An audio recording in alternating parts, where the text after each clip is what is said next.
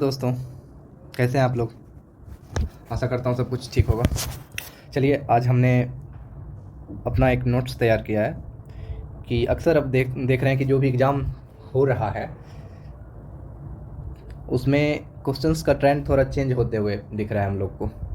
पहले जैसा अगर मान लीजिए सिंधु घाटी सभ्यता से हिस्ट्री से क्वेश्चन आता है या फिर बौद्ध धर्म से या जैन धर्म से आता है, तो क्वेश्चंस का थोड़ा ट्रेंड चेंज हो रहा है। तो उसी को ध्यान में रखते हुए हमने एक नोट्स तैयार किया है। तो आज हम लोग नोट्स को देखेंगे, ठीक है। उस नोट्स में हम देखेंगे कि एग्ज़ाम में किस तरह क्वेश्चन सब आते हैं।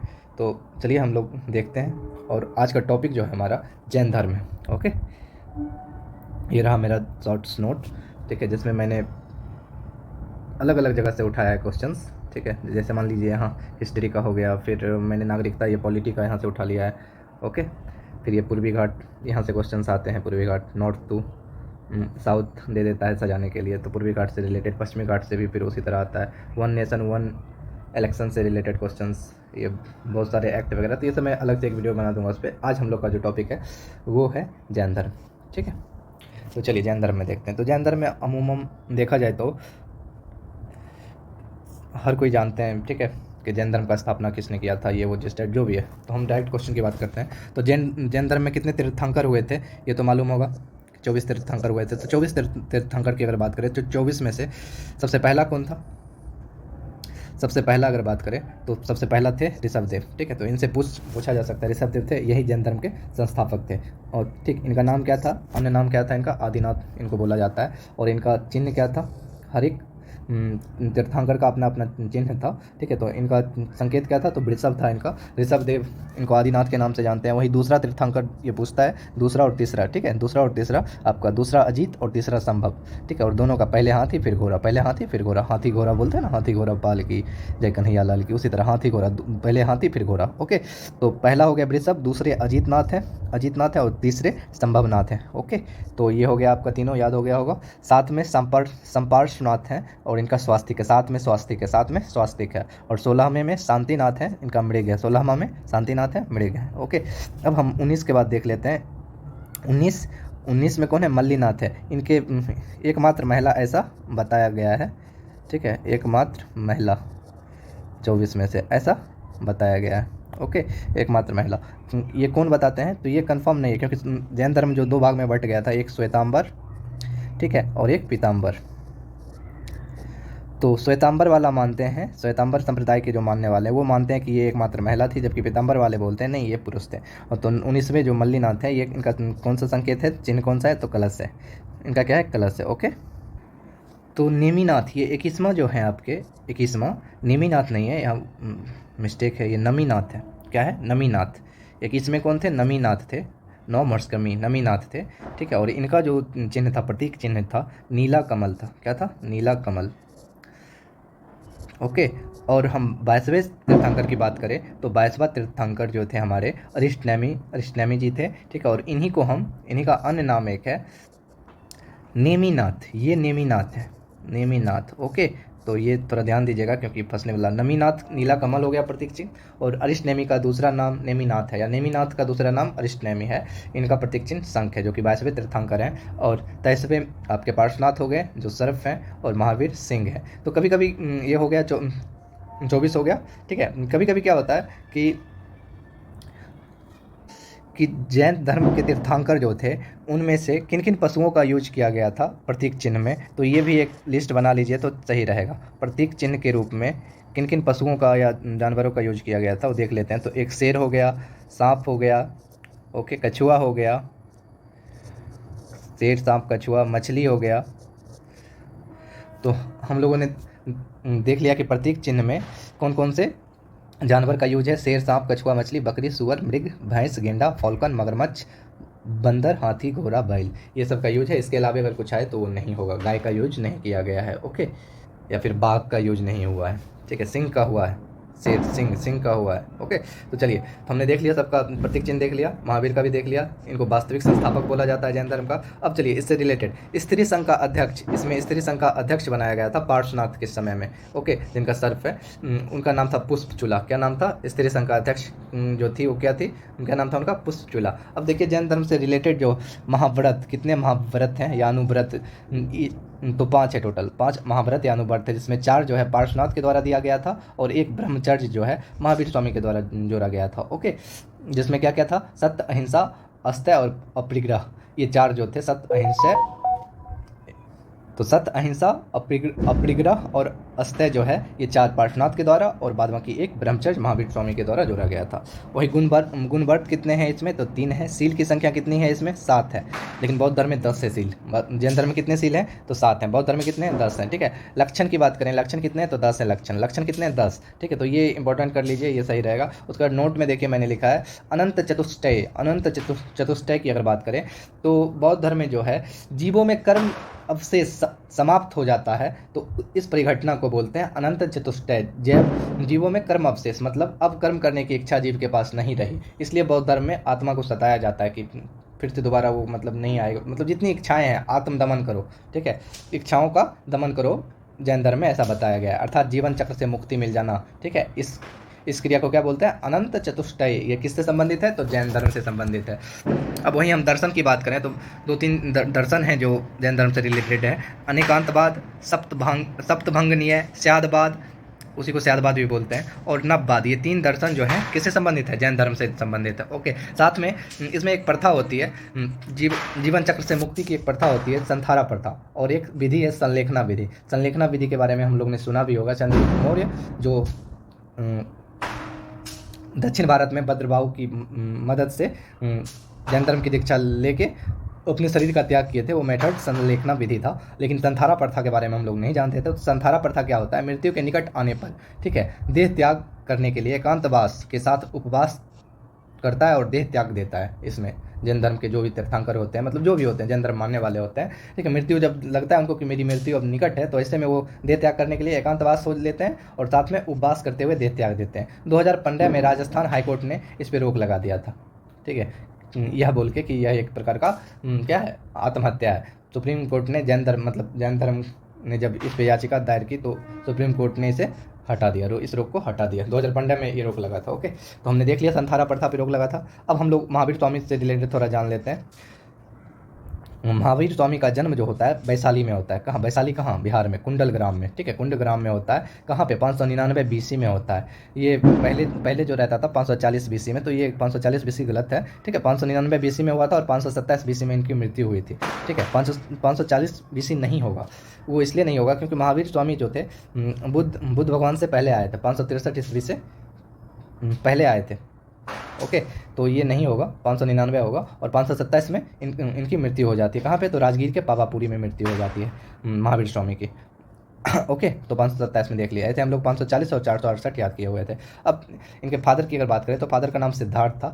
तो सिद्धार्थ, ये सब तो सिंपल क्वेश्चन, ये सब मालूम ही होगा। मदर त्रिशला थी, वाइफ यशोदा थी। ठीक है, तो इनसे रिलेटेड क्वेश्चन याद रखिए अब। ठीक है, सिद्धार्थ जो थे बज्जी संघ के ज्ञात्रिक कुल से संबंधित है। किस कुल से संबंधित है? ज्ञात्रिक कुल से संबंधित है। ओके, वहीं इनकी माता जो थी त्रिशला, ठीक है, जो वो क्या थे? लिच्छवी शासक चेटक की बहन थी। लिच्छवी चाटक शासक चेटक की बहन थी। वही इनकी पत्नी जो थी यशोदा कुंडिया गोत्र की कन्या थी। किस गोत्र की कन्या थी? कुंडिया गोत्र की कन्या थी। और महावीर स्वामी के शिष्य के रूप में मकली पुत्र गोसाल को जाना जाता है, जो अजीवक संप्रदाय के संस्थापक रहे हैं। अजीवक संप्रदाय के संस्थापक मकली पुत्र गोसाल को महावीर स्वामी का शिष्य बताया गया है। ओके, अब हम लोग देखते हैं इनको केवल की प्राप्ति जो हुई थी, 12 वर्ष तपस्या किए थे और किस उम्र में जाके हुई थी? 42वें वर्ष में जाके हुई थी, अर्थात 30वें वर्ष में इन्होंने घर को छोड़ दिया था। ओके, तो 12वें वर्ष तक तपस्या करने के बाद 42वें वर्ष में जाकर इन्हें केवल ज्ञान की प्राप्ति हुई। केवल किस धर्म से संबंधित है? तो जैन धर्म से संबंधित है। ओके, और जम्बिग्राम, ये जो तपस्या किए थे, कहाँ पे इनको मिला था ज्ञान? तो जम्बिग्राम कहाँ है ये पूछ सकता है, तो जमुई में, बिहार के जमुई में है। और ये किस नदी? तो रिजुपालिका नदी के तट पे, रिजुपालिका नदी के तट पे साल वृक्ष के, बरगद के वृक्ष के नीचे मिला था इनको, ठीक है। बुद्ध भगवान को पीपल के नीचे और इनको बरगद के नीचे मिला था, ओके। और फर्स्ट उपदेश की बात करें, पहला उपदेश, जैसे बुद्ध भगवान ने पहला उपदेश सारनाथ में दिया था, उसी तरह इन्होंने पहला उपदेश राजगीर में दिया था, विपुलाचल पर्वत के पास, विपुलाचल पर्वत के पास राजगीर में दिया था, ओके। तो विपुलाचल पर्वत कहाँ है? राजगीर में, ओके। और इनको ज्ञान कहाँ प्राप्त हुई? जमुई में प्राप्त हुई थी, जमुई के जम्बिग्राम में प्राप्त हुआ था। अब जैन साहित्य की बात करें, जैन साहित्य की अगर हम बात करें तो जैन साहित्य में पहले जो जैन साहित्य लिखा गया था, सर्वप्रथम जैन साहित्य जो लिखा गया था अर्धमागधी भाषा में लिखा गया था, प्रारंभिक वाला। बाद में जैन साहित्य जो है प्राकृत भाषा में लिखा, फिर बाद में धीरे धीरे संस्कृत भाषा में भी लिखा जाने लगा, ओके। इस कारण से ये भी एक कारण है जिस कारण से जैन साहित्य का क्या बोलते हैं, लोप होने लगा आगे जाके। अब जैन साहित्य की बात करें तो आगम, जैन साहित्य को क्या बोलते हैं? आगम बोलते हैं। आगम में 12 अंग है, कितने अंग हैं? 12 अंग है, 12 उपांग है, अंग और उपांग 12 है, प्रकीर्ण 10 है, 10 प्रकीर्ण है, 6 छेद सूत्र हैं, 4 मूल सूत्र हैं और 1 नंदी सूत्र है और 1 अनुयोग द्वार है। तो ये अंग और उपायंग 12, प्रकीर्ण 10, 6 छेद सूत्र और 4 मूल सूत्र, 1 नंदी सूत्र और 1 अनुयोग द्वार है। रचना जो किया था इनका श्वेतांबर द्वारा किया गया था। किनके द्वारा किया गया था? श्वेतांबर के द्वारा। जैन साहित्य जो था 2 भाग में बट गया था, ये तो मालूम ही है ना कि जैन साहित्य जो था 2 भाग में बट गया था। अब बटने की अगर बात किए हैं तो ये कब बटा था? तो ये बटा था आपका, इसका जो पहला हुआ था, पहला संगीतियाँ जो हुई थी, इसकी पहला अधिवेशन बोलिए तो कहाँ हुआ था? पाटलिपुत्र में हुआ था, पाटलिपुत्र में हुआ था और 300 BC के अप्रॉक्स में हुआ था। कब हुआ था? 300 BC के अप्रॉक्स में हुआ था, पहला संगीति जो हुआ था पाटलिपुत्र में हुआ था। और इसी में जो था 2 भाग में बट गया था। कितने? 2 भाग में बट गया था, श्वेतांबर और दिगंबर, श्वेतांबर और दिगंबर में बट गया था, दिगंबर में बट गया था 2 भाग में, ओके। और इसी में जो है आगम के 12 अंग और 12 अंग का संकलन किया गया था, इसी में 12 अंग का संकलन किया गया था इसमें, ओके। श्वेतांबर के द्वारा किया गया था फर्स्ट वाले में, और इसमें 2 भाग में बट गया था। और इसकी अध्यक्षता किसने किया था? पहला वाले का तो स्थूलभद्र ने किया था। किसने किया था? स्थूलभद्र ने किया था, ये तो मालूम ही होगा। उसी तरह दूसरा जो आपका हुआ था, दूसरा वो आपका हुआ था वल्लभी, जो कि गुजरात में है, वल्लभी गुजरात में है, ओके। और इसकी अध्यक्षता जो किए थे देवर्धि क्षमा श्रवण ने किया था, क्षमा श्रवण ने, एक सेकेंड, श्रवण ने किया था, क्षमा श्रवण ने, ओके, क्षमा श्रवण ने किया था, क्षमा श्रवण ने इसकी अध्यक्षता की थी। और यह जो हुआ था 512 ईस्वी में हुआ था। और एक यह भी कारण था कि एक लंबे समय पे इसकी अधिवेशन होता था, बैठक जो होता था लंबे समय पे, एक देख लीजिए 300 BC में हुआ था, फिर 512 ईस्वी में जाके हुआ, तो एक लंबे समय के बाद इसका अधिवेशन हुआ, इस कारण से भी इसका लोप हुआ है। तो ये हो गया आपका। मैंने दिगंबर और श्वेतांबर की बात की थी, तो दिगंबर और श्वेतांबर जो थे उसमें कठोर जो था दिगंबर था, और श्वेतांबर जो था आपका थोड़ा सॉफ्ट, समय के अनुकूल अपने आप को ढालने वाले में थे, ओके। तो चलिए ये सब तो आप जानते होंगे। अब हम देखते हैं यहाँ पे आगे आचरांग सूत्र, आचरांग जैन ग्रंथ के बारे में देखते हैं। आचरांग सूत्र जैन भिक्षुओं का आचार नियम और विधि और निषेध का वर्णन, जैन भिक्षुओं का आचार नियम और विधि निषेध का वर्णन है। वहीं भगवती सूत्र की बात करें तो महावीर स्वामी का जीवन के बारे में भगवती सूत्र में लिखा हुआ है, और साथ ही इसमें 16 महाजनपद का चर्चा है, महाजनपद का चर्चा है, 16 महाजनपद का चर्चा है, ओके। उसके बाद अगर बात करें न्याय धम कहाँ सूत्र, न्याय धम कहाँ सूत्र, ये महावीर के शिक्षाओं का संकलन इसमें मिलता है, न्याय धम कहाँ सूत्र में, ओके। और उसके बाद उबास गद साओ में हून शासक तोरमन के बारे में जानकारी मिलती है, यह भी एक जैन ग्रंथ है। और भद्रबाहु चरित्र में चंद्रगुप्त मौर्य के राजकाल की घटना मिलती है, यह भी एक जैन ग्रंथ है। वही कल्पसूत्र की बात करें जो कि 24 तीर्थंकर हुए थे ना, उसकी जीवनी चरित्र के बारे में हमें कल्पसूत्र से मिलता है, जिसकी रचना भद्रबाहु ने संस्कृत भाषा में की थी, संस्कृत भाषा में की थी भद्रबाहु। तो ये इस टाइप का ये सब क्वेश्चन हो गए, ठीक है, जो जैन धर्म से संबंधित है, ओके। अब हम लोग देखेंगे, अब हम जैन धर्म से संबंधित लोगों के बारे में जानेंगे। उससे पहले 1-2 बुक और है, जैसे कि कालिका पुराण, कालिका पुराण, इसका भी संबंध जो है जैन धर्म से, कालिका पुराण हो गया। उसके बाद 14 पूर्व सबसे, ये जो है सबसे प्राचीन जैन ग्रंथ है, जैन ग्रंथ है, यह इंपॉर्टेंट है आपका, यह इंपॉर्टेंट हो जाता है इस कारण से। 14 पूर्व जो है सबसे प्राचीन जैन ग्रंथ है, ओके। और वहीं हम बात करें परिशिष्ट पर्व की अगर बात करें तो यह भी जैन धर्म से रिलेटेड है। और ये किसने लिखा? तो हेमचंद्र ने लिखा, हेमचंद्र ने लिखा। ओके, हेमचंद्र के द्वारा लिखा गया। अब जैन धर्म से संबंधित जो लोग हैं, जिसमें बिंबिसार हैं, चंद्रप्रदोत हैं, अजातशत्रु हैं, उदयन हैं, दधिवाहन हैं, चेटक हैं, ये सब आपके जो हैं महावीर के समकालीन हैं और क्या है, जैन धर्म से संबंधित है। साथ ही साथ ये सब नाम इंपॉर्टेंट है, पूछ देगा आपको। साथ ही चंद्रगुप्त मौर्य, खारवेल, राष्ट्रकूट शासक अमोघवर्ष, ठीक, ये क्या है, आपके जैन धर्म से संबंधित है। तो चंद्रगुप्त मौर्य, खारवेल और राष्ट्रकूट शासक अमोघवर्ष। ओके, तो अब खारवेल के बारे में जान लीजिए कि खारवेल जो कलिंग चेदी वंश के शासक हैं, खारवेल चेदी वंश के शासक हैं। इसे महामेघ वाहन वंश भी बोला जाता है, चेदी वंश को, क्योंकि महामेघ वाहन ने इनकी स्थापना की थी, चेदी वंश की। ओके, और खारवेल ने उदयगिरी पहाड़ी जैन गुफा का निर्माण करवाया था। ठीक है, ओके। उसके बाद इनका संबंध भारत, क्या कहते हैं, हाथी गुम्फा अभिलेख से, जिसमें भारतवर्ष की चर्चा है। अब आगे देखेंगे अमोघवर्ष ने रत्नामलिका और कविराज मार्ग ये दोनों लिखा है। रत्नामलिका जो है संस्कृत में लिखा है, और जबकि कविराज मार्ग कन्नड़ में लिखा है। दीक्षा इन्होंने जिनसेन से लिया था। अमोघवर्ष ने दीक्षा किन से लिया था? जिनसेन से लिया था। ओके, जिनसेन से लिया था। इनसे एक पॉइंट और याद रख सकते हैं, इन्होंने अपनी जीवन समाधि जो है तुंगभद्रा नदी में लिए थे। ठीक है, तुंगभद्रा नदी में जीवन समाधि तुंगभद्रा नदी से लिए थे। राष्ट्रकूट वंश से संबंधित थे। कभी राजमार्ग कन्नड़ में और रत्नामलिका संस्कृत में, दीक्षा जिनसेन से लिया था। अब आगे हम चलेंगे। गंग राजा राजमल चतुर्थ के मंत्री और सेनापति कौन थे? चामुंडा राय। इन्होंने 947 ईस्वी में गोमतेश्वर की मूर्ति का निर्माण करवाया था। कहाँ? कर्नाटक के सरबनबेलगोला में। ओके, 947, तो हम इसको 10वीं शताब्दी बोल सकते हैं। ओके, 10वीं शताब्दी में, तो कभी कभी शताब्दी पूछ सकता है। कौन किया था? चामुंडा राय ने किया था। किनके थे ये सेनापति या मंत्री? गंगराज थे। ठीक है, राजमल चतुर्थ के थे। ओके, और यहाँ से एक पूछता है, यहाँ 12 वर्ष पे क्या होता है? एक समारोह होता है, जिसको महामस्तकाभिषेक होता है 12 साल में। ओके, 12 साल में होता है। ठीक है, तो ये हमने देख लिया।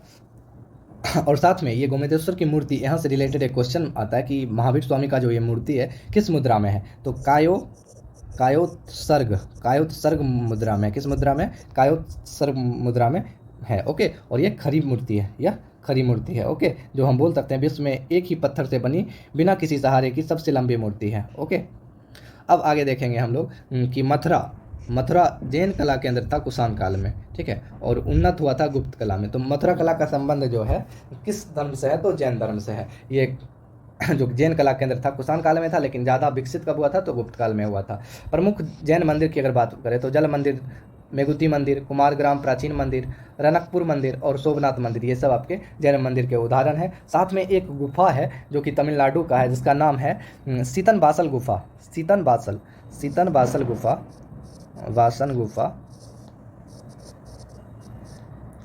गुफा जो है आपका, ये जो है तमिलनाडु में है, और यह जैन धर्म से संबंधित है। किससे संबंधित है? जैन धर्म से संबंधित है। ओके, तो जैन धर्म से रिलेटेड मैंने यहाँ तक बताने का प्रयास किया है। अब आगे ये अपवाह तंत्र है नदी का मैंने शॉर्ट नोट्स बनाया है, तो चलिए देखेंगे इसको अगले वीडियो में। ऐसे अगर आपको ये पसंद आया मेरा ये शॉर्ट्स नोट, तो आप लोग कमेंट्स कीजिएगा और अगले वीडियो के लिए बोलिएगा, तो मैं अगला वीडियो जरूर लाऊंगा। ओके, मिलते हैं, तब तक के लिए जय हिंद, जय भारत।